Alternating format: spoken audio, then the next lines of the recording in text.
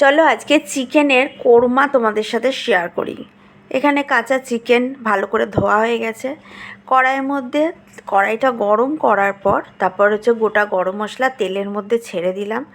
দেখো চিকেন সবসময় প্রায় ধরো আমি এই কারণে রেসিপিটা তোমাদেরকে দিই, আমার যেটা ঘরে রান্না হয় সেটাই তোমাদের সাথে শেয়ার করি।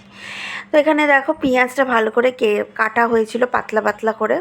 পেঁয়াজটা ভালো করে গোটা গরম মশলার সাথে ফ্রাই করতে হবে। এখানে একটা টুইস্ট আছে, সেটা দেখলেই বুঝতে পারবে, স্কিপ যদি না করো। পেঁয়াজটা লাল লাল করে ভাজতে হবে, তারপর সব কাঁচা চিকেনটা পেঁয়াজের মধ্যে দিয়ে দেবো। ভালো করে ভাজতে হবে, প্রথমত চিকেনটাকে ভালো করে ভাজতে হবে, তারপর একটু নুন দেবে, দিয়ে ভালো করে পেঁয়াজের সাথে এরকম দেখো কড়া কড়া করে ব্রাউন ব্রাউন কালারের ভাজবে। যেহেতু কোরমা, আলু তো অবশ্যই দরকার। এরকম পিস পিস করে কেটে ভালো করে ধুয়ে নেবে, যাতে পিস পিস করে মানে এরকম টাইপের পিস পিস হয়, ঠিক আছে।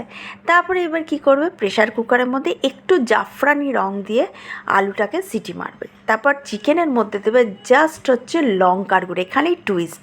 লঙ্কার গুঁড়ো, আদা রসুন, কোনো হলুদ না, হলুদ ছাড়া কিন্তু চিকেন রান্না হচ্ছে, এটাকেই বলে কোরমা। তো দেখো কোরমাটা এইভাবেই হয়। তো ভালো করে চিকেনটাকে আদা রসুন দিয়ে শুকনো লঙ্কা দিয়ে ভালো করে নাড়তে হবে।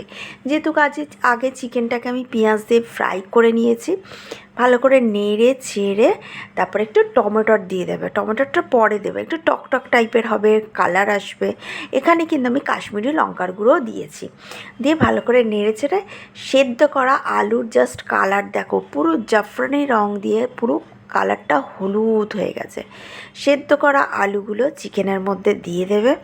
দেওয়ার পর এখানে জাফরানি রঙের ছাড়া তোমরা হলুদ দিতেও পারো যদি কোনো সময় জাফরানি রঙ না থাকে, কিন্তু চেষ্টা করবে জাফরানি রঙটাই দেওয়া। তারপর ভালো করে কষে জল দেবে।